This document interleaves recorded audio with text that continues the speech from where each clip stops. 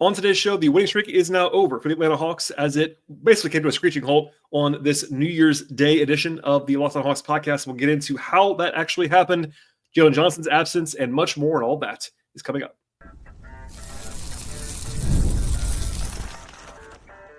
You are Locked On Hawks, your daily Atlanta Hawks podcast. Part of the Locked On Podcast Network. Your team every day. Hello, friends. Welcome to episode 1878 of the Locked On Hawks podcast. I am your host, Rowland, coming to you late in the night here on a Wednesday evening into Thursday. Happy New Year to everyone listening to the podcast. I also want to encourage you at the top of the show, as I always do, to make us your first listen each and every day here at Locked On Hawks. Check us out and subscribe to the podcast anywhere you get your podcasts, including Apple and Spotify. Plus, please like this video as you are watching it on YouTube, and please share the podcast with your friends and family in the coming days. And again, one more time, Happy New Year, and not the greatest time for the Hawks necessarily to begin 2025. It's probably the most difficult game for the Hawks on this extended 6-game road trip, in my opinion, and I would have said that yesterday as well. But then it got even more difficult with Jalen Johnson being scratched from this game with a shoulder issue, and the result was a lopsided defeat in Denver, 139-120 at the hands of the Nuggets. I'm not even sure it was that close, to be honest. At the end of this one, they're now done with the Nuggets this year. They went 0-2 with a couple of losses by a combined like 50 points against Denver. In fact, the Hawks have not won in Denver since 2019. It's been a long time. Of course, it's an awful place to play for anyone. Altitude and Nikola Jokic, that combination is pretty devastating for the Nuggets in their home building. But the Hawks also were very shorthanded in this game. That's probably the headliner in some respects. The Hawks, if you basically said, all right, what's the projection coming into this night with the roster the Hawks have available, I would have said the game would have been closer than this, but I would have expected a Hawks loss more often than not in this game. The betting market told that story as well. Our friends at FanDuel actually had the Hawks as 8.5 or 9-point underdogs by tip-off after everyone was out for Atlanta, and the results were pretty dismal. So one more time here, Jalen Johnson was added to the injury report on Wednesday and then ruled out with right shoulder soreness. It's his third missed game of the year for Jalen. Second time with that same right shoulder. I don't have any more info on that at all. They just ruled him out in this game. Hopefully it's not going to linger. The last time he missed again with the shoulder was also against Denver, and he only missed one game. So he's been kind of wearing this big sling / wrap on that shoulder for a while now. Hopefully just a one-game flare-up, and we'll see if he can be back on the floor by Friday in Los Angeles. But coming into the night, the Hawks had about a -11 net rating without Jalen Johnson on the court this year. He has been even almost more so than Trae Young in some respects. They're a guy that cannot be without on this roster right now, just with the way things are built, and that was very evident in this one. But Donovan also missed this game as well. 5 games in a row now for Bogey. Same story. Like, I was thinking he might come back and play in this game. He was listed as doubtful, ended up being ruled out.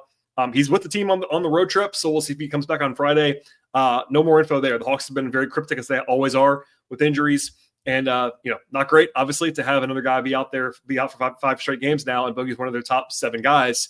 But, short sort of rotation there. And then Larry Nance, of course, now out for the season, as we talked about on the most recent episode of the podcast. By the way, if you missed that, that still holds up now. It's a mailbag / Nance reaction / ricochet breakdown from essentially New Year's Eve. So listen to that podcast as well on top of this one.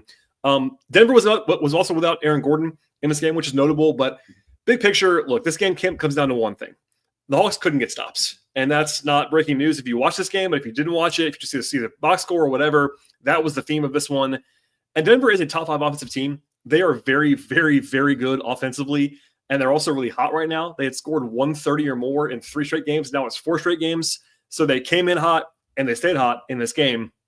But the Hawks had a 128 defensive rating in this one, which is, of course, terrible. And quite honestly, it was significantly worse than that before the fourth quarter. The fourth quarter was pretty much all garbage time, and the Nuggets pulled the plug pretty early in this one. The Hawks really deserved, quote unquote, to have about at least a 130 defensive rating in this game, if not even higher than that. Denver was in total control, and part of that is Nikola Jokic. So I won't go overboard on this too much, but he is the best player in the world, in my opinion. He's an impossible guy to stop, and also without Jalen, it's not an excuse. Like, the Hawks should have been more competitive than they were in this game, even without Jalen Johnson. I'll just say that now. But this is arguably the worst matchup to not have Jalen Johnson defensively for the Hawks. Like, Jalen's not this perfect defender by any means, but he is A, big, B, athletic, and C, a good rebounder.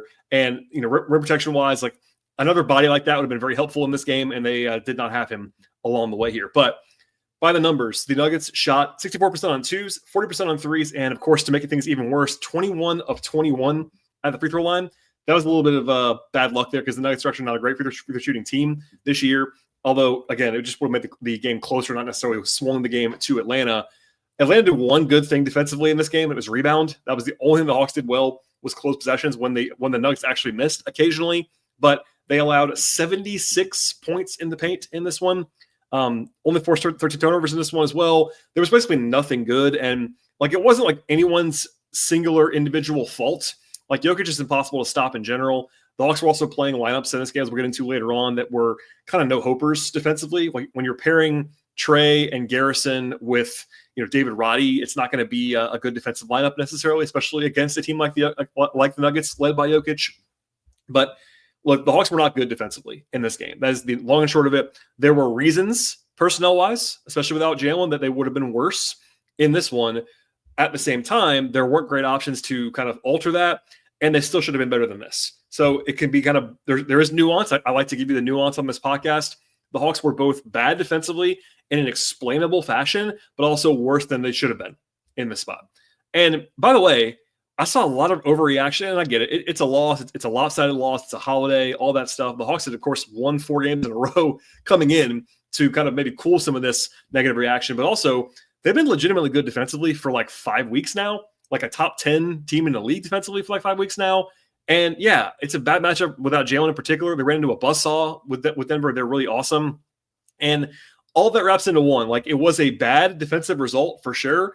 But the good thing is, this has not really been the norm this year for the Hawks. Like in previous seasons, this is kind of the norm more often than not, unfortunately. This year, the baseline's been pretty good for the Hawks. They've actually been kind of a league average defense this year, which isn't anything, of course, fantastic in the big picture, but compared to previous years, it's been a lot better. And tonight was a hiccup, to be sure, but it's not been the norm. So I wouldn't worry too much about that unless Jalen's out for a while and it becomes a little bit more problematic. Offensively, it was basically a tale of two halves, as we'll get into more later in the podcast. They were pretty good. Actually, they're really good offensively in the first half, but couldn't keep up after that. They actually ended up with like non-disastrous numbers overall. In this game, had a 110 offensive rating. That isn't like good, but it isn't atrocious. They shot the ball like at a league average rate in the game overall. They had 34 assists, only 14 turnovers in this game, which is very solid in a fast-paced game like this one was. They won the glass. In fact, they won the possession battle pretty decisively in this one. But the first half, as I said before, was outstanding. They had about a 125 offensive rating in the first half, which is about as good as they possibly could have been asked to play in a game without Jalen and without Bogey, all on the road in Denver. But in the second half, they had a 94 offensive rating. The wheels came off. The shot making kind of came off at that point in time. The shooting got worse. Turnovers went up. Shot quality went down. And other than Trae and Hunter, it was basically it for the offense in the second half. As we get into later on, Veit had a really good quarter in the second quarter. But other than that, it was basically Trae, Hunter, and some prayer for the Hawks offensively in this one. And that wasn't quite enough to pull off what would have been an upset for sure. Like, long story short, the Hawks were underdogs by a pretty decisive margin. Like, it wasn't like a 17-point spread like it has been sometimes when the Wizards are involved. But the Hawks being 9-point underdogs basically in Denver tells you what the projection should have been coming into the night. But they were not good in this game, and we'll tell you kind of why that was a little bit more with some details about how this one unfolded in a second. Rotations, player thoughts, and more, and all of that's coming up in just one moment. Today's show is brought to you by Game Time. I love going to live events, whether it's sports, music, theater, or comedy. One of my favorite memories, honestly, of the last year was attending a concert. The energy and excitement were unforgettable in that setting. And now Game Time has actually made it even easier for you to get tickets for your favorite events with their new feature, and it's Game Time Picks. This feature filters out all the stuff that you actually don't want, the fluff, etc. It only shows you the incredible deals and great seats. No time wasting searches through thousands of different tickets. Just an easy point-and-click process. Recently, I looked for tickets for a football game using the Game Time app, and with Game Time Picks, I actually found amazing deals. Could even see the view from my seats before buying those seats. That's actually really valuable to me, as I like to know what I'm getting into when I go to a venue like this. Also, the super deal was particularly impressive, offering great seats at unbeatable prices, plus the app's all-in pricing. Shows the total cost up front with no surprise fees at the checkout screen. Take all the guesswork out of buying tickets right now with the Game Time app. Download the Game Time app right now, create an account, and use the promo code LOCKEDONNBA for $20 off your first purchase. Terms apply. Again, create that account right now at Game Time and use that code. It's LOCKEDONNBA. That's LOCKEDONNBA for $20 off your first purchase. Download the Game Time app today. What time is it? It's game time. All right, we'll dive in now to what actually kind of unfolded here game flow wise. And one of the early talking points was the Hawks ended up starting Garrison Matthews in place of Jalen Johnson. Now, that seems kind of weird because Jalen's a power forward. I get that. And obviously the Hawks do know that Garrison's not better than DeAndre Hunter.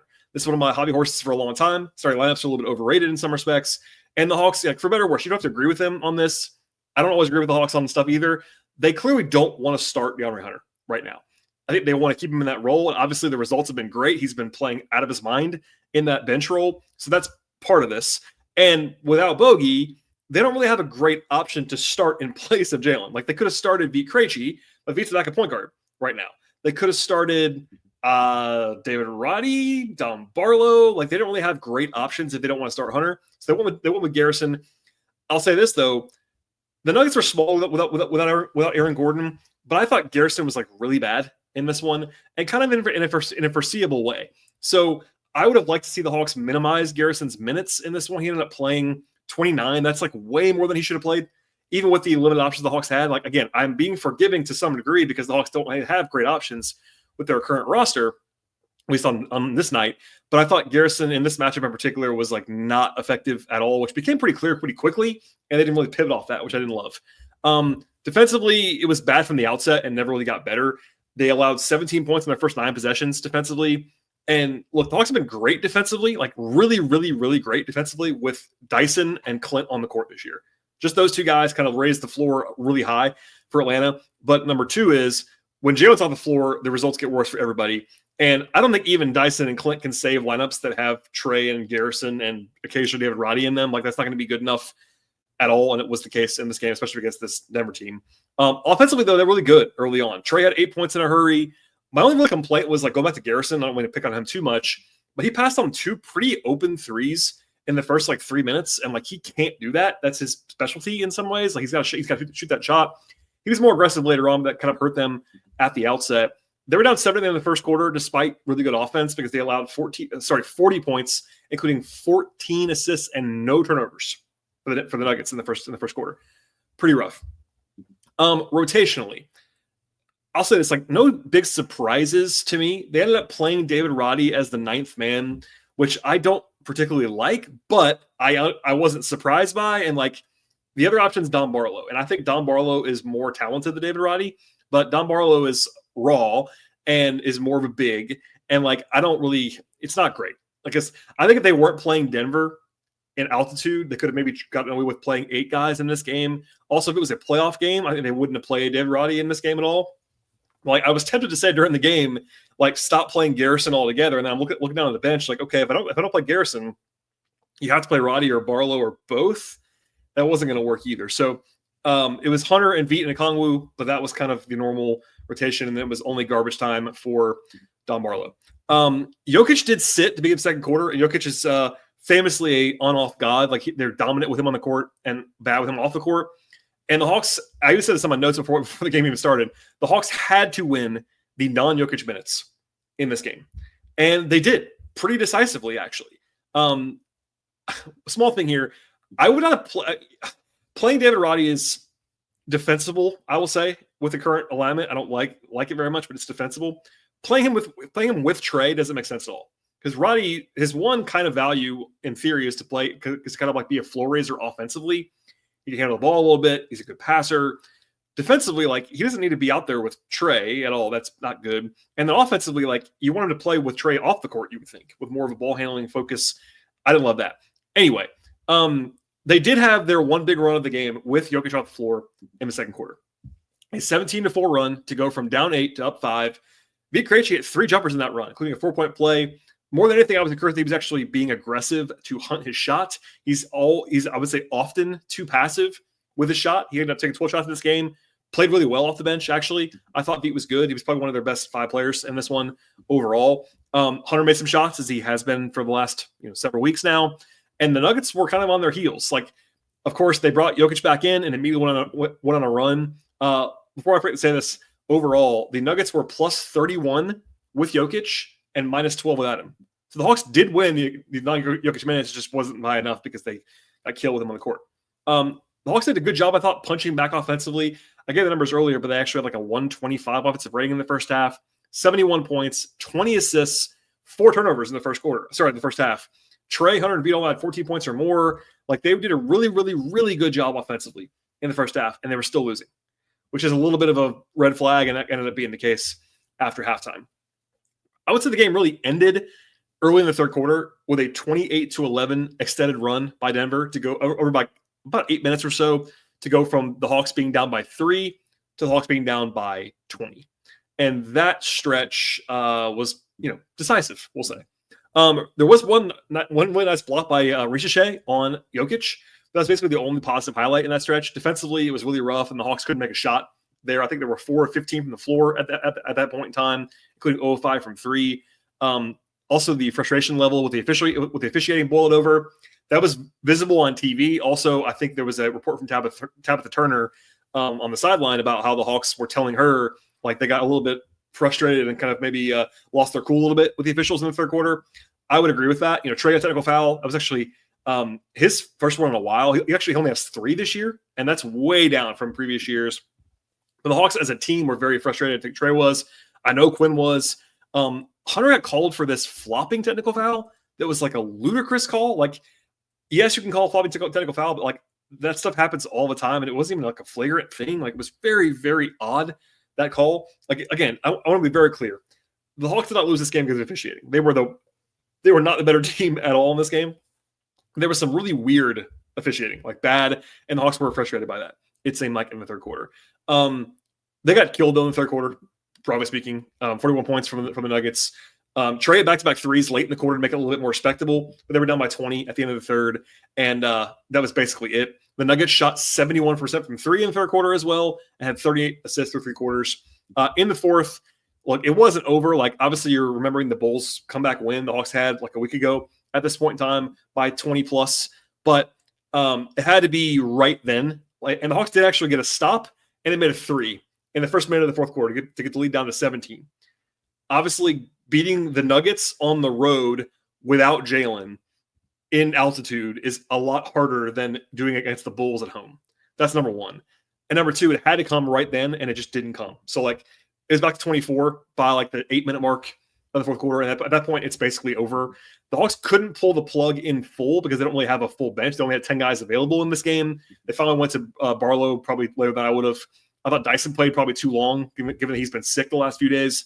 But all told, like, they hit some threes late. I think Okongwu hit one, Roddy hit one to get back within like 20. But look, this game was not competitive in the fourth quarter. Like, it was essentially garbage time from like the 10-minute mark on, and that was not much to take from the fourth quarter overall, I would say. So on the whole, I don't think that the Hawks could have done much more on offense. Like, in the second half, they just stopped making shots. Like, I think the process was actually okay in this game offensively. I thought Trae was generally good. I thought Hunter was good. They needed one more shooter that also could play defense, and they didn't really have that guy available. It hurt that Dyson had a bad night offensively. I think he was 3 of 10 on twos. Can't really withstand that on a night like this. But overall, again, one more time, it was the defense. It was just really excruciatingly bad for most of the night. Part of that's personnel, part of that's execution, part of that's Jokic being just ridiculous. All that wrapped into one, and it led to a pretty bad result for the Hawks. We do have more to get to on this podcast, including my individual breakdowns. There were some guys that played well in this game. I would say headlined by DeAndre Hunter, Trae Young, and Vit Krejci, I think, was pretty good in this game as well. We'll get into that and more, and all that is coming up in just one moment. This show is brought to you by FanDuel Sportsbook. The NFL playoffs are almost here, but it's not too late to get on the regular season action as well at FanDuel, America's #1 sportsbook. And right now, if you're a new customer, you can finish the season strong with $250 in bonus bets if your first $5 bet wins at FanDuel. The app at FanDuel Sportsbook is really easy to use. It gives you everything that you actually need to place your bets all in one place, and they have so many ways for you to pick up a W this season. That means everything from over-unders to point spreads, money lines, player props and game props, future bets, same-game parlays, live betting, and so much more. The app at FanDuel is safe and secure. They cover the entire range of sports as well. That includes the NBA and the NFL, of course, plus college football, college basketball, WNBA, MLB, hockey, golf, tennis, soccer leagues all over the world, F1, NASCAR, boxing, MMA, and so much more. And the place to go is FanDuel.com to join today. That's FanDuel.com for your chance of $250 in bonus bets if your first bet wins at FanDuel. That's $250 in bonus bets at FanDuel.com. Make every moment more with FanDuel, official sportsbook partner of the NFL. All right, there wasn't too much in the way of positivity in a blowout loss, but there is some stuff to hit on here, nuance-wise on players. Off the bench, again, only 10 guys available, no Jalen, no Bogey, plus everybody else that's out for the season, Nance, Buffkin, etc. Don Barlow, 4 minutes off the bench, 2 points, 2 rebounds. People asking why he wasn't playing over Roddy. Like, I get it, but Barlow, I think, is more of a center, at least on offense. Defensively, he's probably more of a 4. Could they have tried it? Sure. It was notable to me as well that the Hawks didn't bring at least one of Mo Gay or Daquan Plowden with them on this road trip. Not that they would have fixed the issues, because they wouldn't have. But when you end up with 10 guys available, when you have multiple guys in the G League, like, that's a little bit strange on the surface. Like, it wouldn't have impacted the game, I don't think, but just a little bit of processy weirdness there at the end of that. Speaking of Roddy, he actually ends up with 10 points in 17 minutes. Like, his numbers look better than they actually were. I thought he was really bad, honestly. He made some shots in the fourth quarter when the game was over. But defensively, it is really, really tough. Like, I don't mean to pick on David Roddy. It was actually kind of a homecoming. He played college basketball in Colorado State.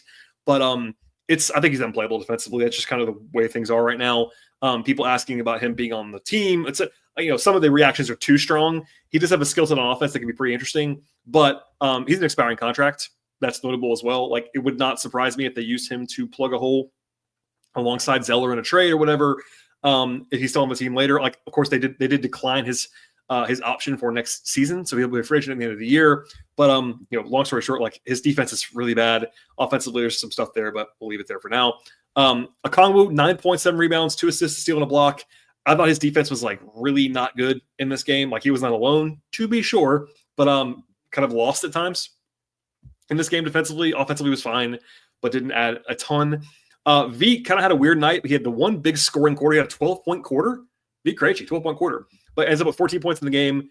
Did have 6 rebounds and 5 assists. 2 blocks for V as well. 5 fouls, like kind of a weird stat line. I thought V was good, though, like in general. He was aggressive with the shot, 3 of 8 from 3, 2 of 4 on 2s, got to the line once. He was one of their brighter spots, I would say. Like, he wasn't perfect. It was a lot of that offense was in that one quarter. But I thought V did a good job. I think defensively he is, let's just say, miles better than someone like Garrison. Like, isn't a stopper, but certainly is better than the other options most of the time in the backcourt. I think the Hawks did a pretty good job with Trae off the court overall in this game compared to usual. And then DeAndre Hunter, again, another great shooting night for DeAndre. 20 points, 3 assists, 3 steals, 4 rebounds. He was 4 of 9 on 2s, which is not great, but 3 of 5 from 3. He's been so hot there for a while. Some crazy numbers here for DeAndre Hunter. He's now scored 15 points or more in 16 consecutive games, extending his own record for the franchise. How about this? 15 of those games have had 18 points or more, and 13 of those games have had 20 points or more. So he has been firing. He finished December with like 22 points per game. At some point, he's going to cool off at least a little bit as a shooter, because this is not sustainable for the season, like for anyone other than Steph Curry, maybe. But he is carrying them in a lot of different ways offensively right now. He played really well. He was probably one of the only guys that played very well on offense. To the starters. Garrison Matthews, I mentioned before, not my favorite night from Garrison. 29 minutes, 9 points, 5 rebounds, 3 assists. Only took only one of 4 from 3. It's not usual, like, when Garrison takes as many 2s as 3s. And he did in this game. Took 4 2s and 4 3s. Offensively, he was generally okay. It just the shooting. He passed up some shots that he needs to take. Defensively, it was a rough night for him.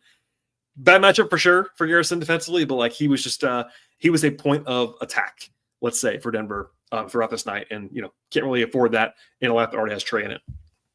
Dyson Daniels, 9 points, 6 assists, 3 steals, 5 rebounds for Dyson. His first game back from illness. But the shooting was rough for Dyson in this game. 1 of 7 from 3, 3 of 10 on 2, so 4 of 17 from the floor. Obviously, that's bad. I thought Dyson did a lot of things well, just could not get anything to go in this one. He hadn't played basketball in a few days. Like, it is what it is. But like, he hurt them a lot on offense. He was good on defense, as he always is. 3 steals. Like, he was very active and good defensively. He was their best defender by a lot. But there you go.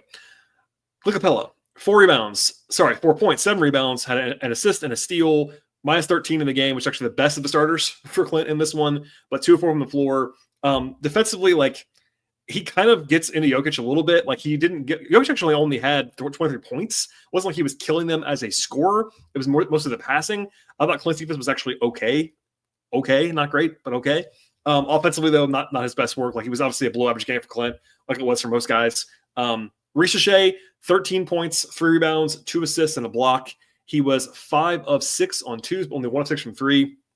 The shooting has not come around just yet from 3-point range for Ricochet. If you missed it, I did an extended, like 15-minute segment on Ricochet on the podcast a couple days ago about his rookie season, and that all applies to tonight. Like, I thought he played good defense in this one. The shot didn't really go in from 3-point range, but he actually was pretty effective.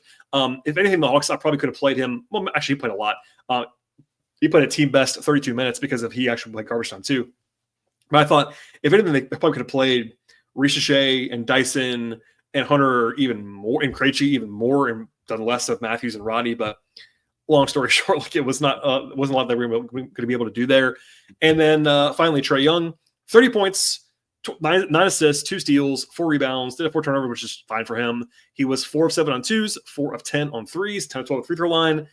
He was really good. I mean, defensively, he wasn't an answer by any means. It was not a great Trae defensive game, but offensively, he was their best player. And generally speaking, when he was on the court, they were scoring offensively. At the same time, he wasn't like his absolute best, but he played well. And I think, generally speaking, the only guys I would say played at their normal baseline or higher overall in this game were Trae, Hunter, and Veet. I'd probably stop there. Maybe you could say Ricochet. He'd be the other one that I would maybe throw in there. But I thought Okongwu was below his norm, Capella below his norm, Garrison below his norm, Dyson below his norm on offense.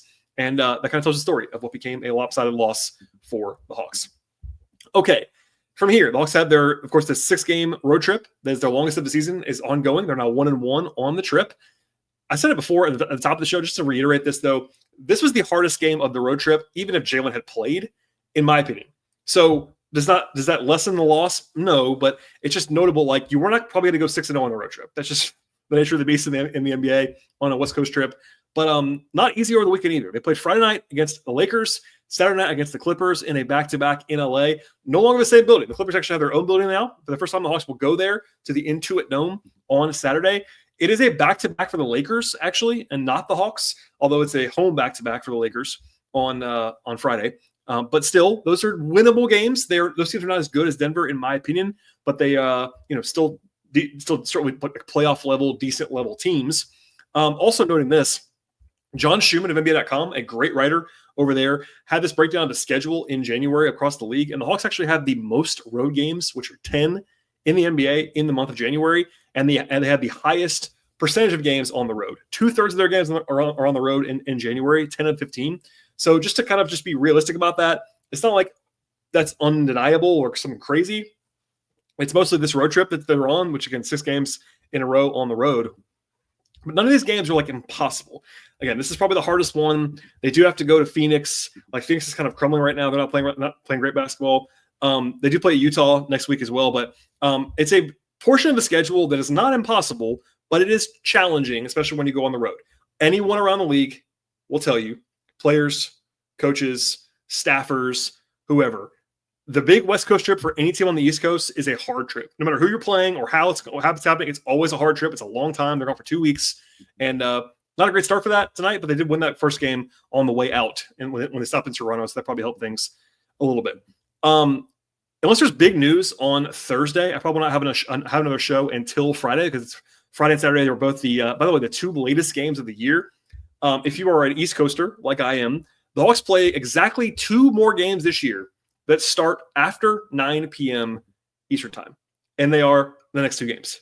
Friday and Saturday are both 10:30 Eastern time starts. So get your coffee ready. I will be having a coffee IV put in my arm probably sometime on Friday into Saturday into Sunday. So tough back-to-back there. I'm taking Thursday off as a result of that. Plus, I did the show on New Year's Eve, basically, the mailbag / Ricochet breakdown, Nance reaction, etc. So that's what's going on there on the schedule. But again, if there's big news, I'll pop in as I always do. But please subscribe to the show anywhere you get your podcasts. Check us out on Apple. Check us out on Spotify. Also on YouTube. Please like this video as you are watching it, as well as subscribing on that platform.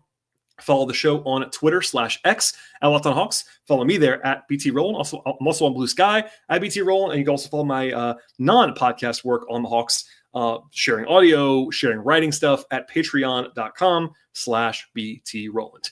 All right, that's all I have, folks. Happy New Year. Hopefully the rest of this calendar year will be better for the Hawks than the first game was.